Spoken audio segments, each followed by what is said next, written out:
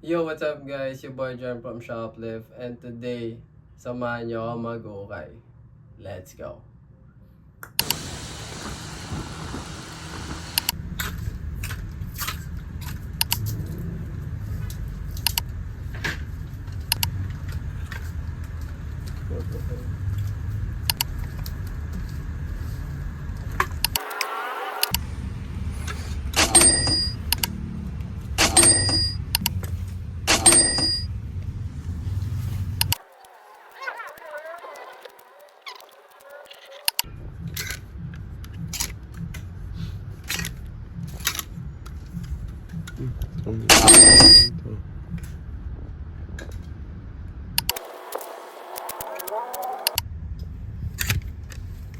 Gago. Pwede na.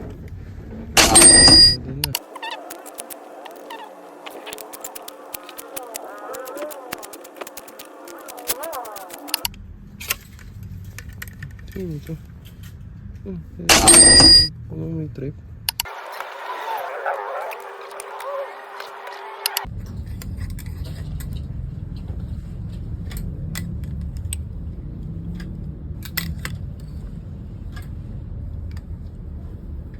Oh, yun. Laking bagay ng tent.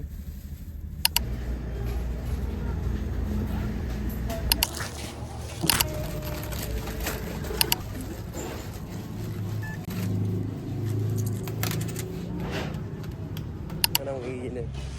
And guys, mura lang para pabanguin yung damit nyo, kaya laban nyo yung damit nyo. Ayun. Yo, what's up guys? Ito yung mga nakuha natin sa halagang itong Disney na parang AOP na siya. Ayan, no back.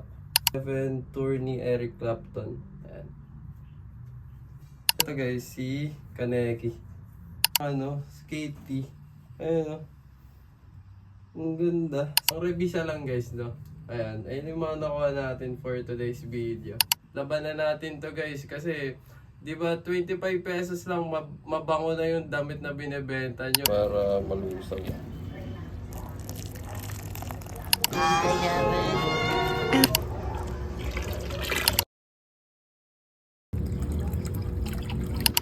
So yun guys, tapos na tayo maglaba, tapos dryer na natin siya para madali siya matuyo kasi nag-uulan.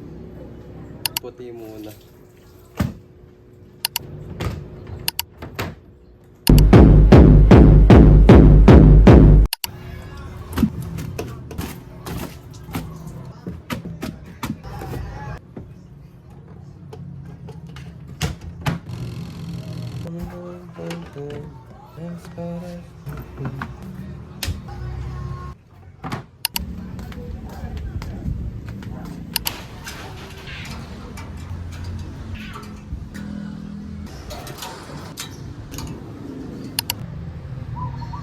So yun na guys, dito ko natatapusin yung vlog na to. Sana nagustuhan nyo na nag-ukay tayo, nag-sort, tinignan kung paano dapat makita yung mga damit. Dapat chinecheck natin kung may butas, may stains, or whatever na yung magiging issue ng shirt. Next one is naglaba tayo, and after nun, nagsampay, and ayun, dito na tayo. So, ayun lang guys, yung lesson lang doon, dapat alagaan natin yung mga damit natin kung paano rin natin alagain yung mga consumers natin. Kasi bakit naman tayo magbebenta ng mabaho at may mga, okay lang na may sira-sira, wala mo nang problema doon kasi syempre vintage. Pero siguro yung pinaka-biggest problem lang din na na-experience ko as a buyer, yung mga hindi ganun kaganda yung amoy nung damit na binebenta nila.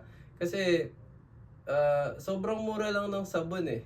Pero bakit hindi pa natin paglaanan ng pera, 'di ba? So 25 pesos lang, magkakaroon na kayo ng good consumer experience. So, ayun naman yung gusto nating maabot kapag nagbebenta tayo. So, ayun lang guys, sana nagustuhan nyo yung video na to. Like, this is all behind the scenes lang na nangyayari sa isang small online business owner. So, ayun guys, Papa shoutout yarn. Wow! Ayun guys, shoutout sa mga kaibigan ng nanay ko. Shoutout sa nanay ko kasi lagi niya ako sinusuportahan sa lahat ng gusto. Ayan, shoutout GB Hood TV. Tapos, ano yun? Dinhan? Yun. Yeah. Tapos shoutout kay Ate Bern. Tapos shoutout kay Kevin Villarreal. Isa yan sa mga idol ko. Tapos guys, nag-comment si Wolfgang. Ayun lang guys. Sana nagustuhan nyo. On to the next one. Let's go.